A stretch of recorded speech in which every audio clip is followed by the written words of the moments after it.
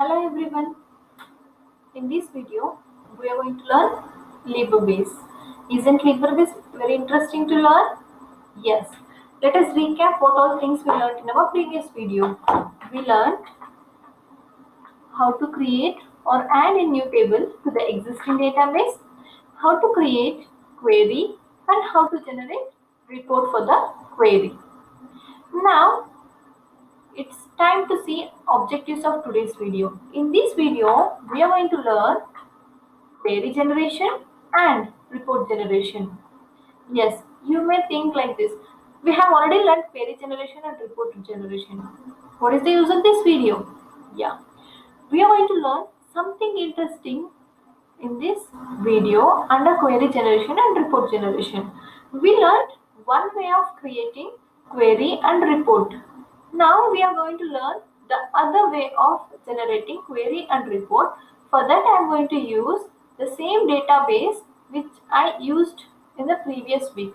That is company database, where I have two different tables with the name employee and production. And now it's time to create query. First step is to choose query from database, and under task we used to choose create query in design view. One way we used to add the table to the query, and here adding fields to the query table. Under query table, we have field, alias, table, sort, visible, function, criterion, or condition. We learned what is the use of and purpose of these fields. Field represent the name of the field. Alias is nothing but nickname. Table shows the name of the table where field belongs to. And sorting is nothing but arranging in the ascending or descending order. Visibility, whether to display this during runtime or not. Function and criterion is the condition based on which we wanted to display. Or is nothing but the other condition which we are adding to this query. After finishing this, we used to save the query with the name emp12 underscore query and generate a query. This is how we used to get the result, isn't it? And now it's time to see second way of creating query. Choose query. Under tasks, we are going to use wizard to create query. Here we'll get a window like this, where this window is divided into two sections. One is steps, second one is which step it is representing. By default, first step is field selection, where we are going to choose name of the table or existing queries and its fields. I am going to choose employee table. I am going to choose employee table, and here we have an option which fields do you want to add in the query. We can add everything or we can add only one or two. Suppose you think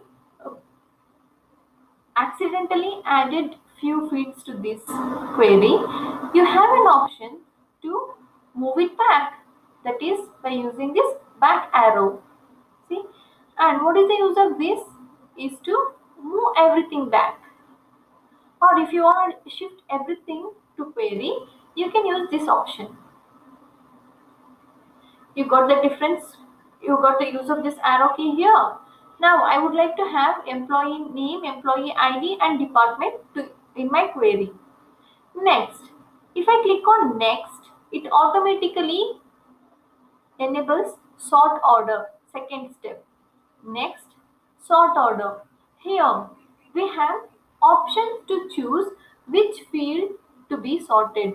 I am using employee name to be sorted in descending order, and we have any another option to choose another field also.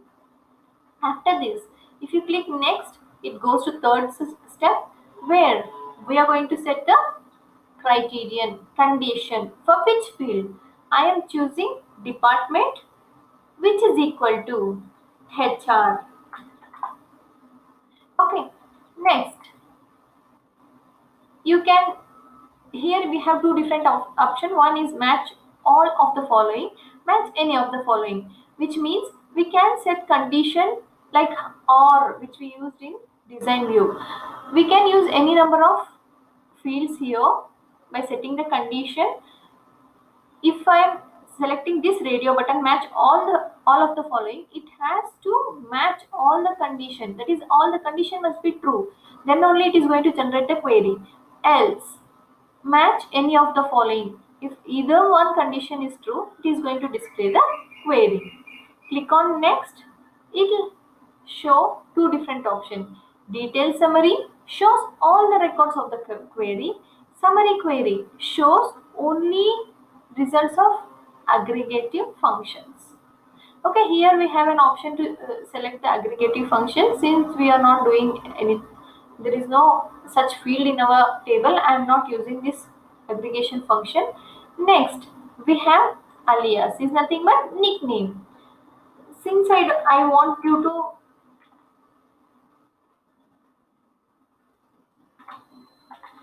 show the difference between alias and the original name, I am just modifying only one field here. The original name of this field is employee ID, where I am using employee identity as an alias for this. And this name is going to be displayed in our query. Click on next, we'll go for overview, where it shows the complete query. This is the fields which I want to display. Then this is the condition, this is the sorting condition, and this is the condition where I am setting, and finish.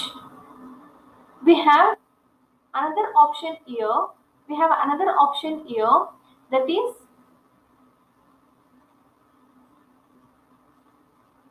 setting the name of the query.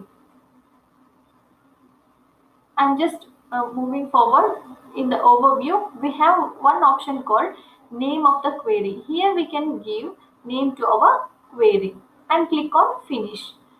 I have already created the query with the name EMP123. I'm running the query like this. So this is how my query looks like. If I click on finish, the query gets generated like this. Next, it's time to see reports. Choose reports, create report in design view. Here, this report view is divided into, design view is divided into three different parts. One is page header, page footer, and details. Details is where we are going to add what content needs to be displayed in our report. Page header and page footer is nothing but, what is the purpose of page header and page footer in Word? We used to set the common entries or common name, page numbers in the header section and footer section, isn't it?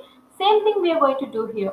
For that, I have to choose the page header and go to insert. There I have option to insert date and time. I would like to insert date and time as my header, and I want to insert a control called label, and here where is my label? I can position my label wherever I want it to be generated in my report. Label is the place where I am going to give name for this report. Employee is the name which I am giving for this report title. Next, go to page footer, where we have an option called page number, and page number, here we have whether to set it in header or footer. I want it in footer, so I am choosing footer option. And format is nothing but page number, and this is current page number of how many pages I have the report. Okay, this is alignment, left, center or right. I would like to align it in the center. Click OK. My page number got entered here. Now we have another option called insert image. I can insert image to my report like this. Wherever you want it to display, you can place the image there. Next, we have one more option called report, ruler and grid. We can change the properties. Properties is nothing but this view. Okay. Next, save the query. Name of the query is EMP123 underscore report. Save the query and run the query. What is the steps to run the query? Choose tools, execute, report. This is how my report looks like. As I said, page number, first number of page, this is number of page and the current page. This is the title and the image which I used. You can see that in every page, all the 3 pages. This is the last page and it is displaying here. That is how we are creating report using design view. Second way of creating report using wizard. So here the same steps we are going to follow what is there in the query generation. First step is to choose field. I am choosing production. Okay, and I just want to display employee number, employee name and price, everything. Click on next. Here this is nothing but alias. If you want to give alias, you can give alias like this. Next, grouping. As I said, if you want to group it into 2 different things or 3 different things, you can group it. Next, sorting. Do you want to sort it? Yes. Name in ascending order. Next, choose the layout. Here we have different layout. Whether you want to display it in tabular, which is default, or column, single column, 2 column, 3 column, whatever it may be, you can choose the format. I would like to choose a 3 column since I have 3 different fields chosen. Next, and we have this orientation also. Do you want to display it in landscape or portrait? Click next, and this is the title where we are going to give. I would like to give production report. Okay, and we have 2 things here. What is the static and dynamic? Static means which is not going to change. Dynamic is which can be modified. If I am clicking on dynamic and finish, here comes the report with the edit document option. See, I have used 3 different column views. That is why it is displaying like this. Now, let me show what is dynamic. I am closing this. I am use wizard to create report. Okay, I am using production again. I am adding everything. Next, click next. Next, I am not grouping, I am not sorting. I am going to choose the layout. Which layout?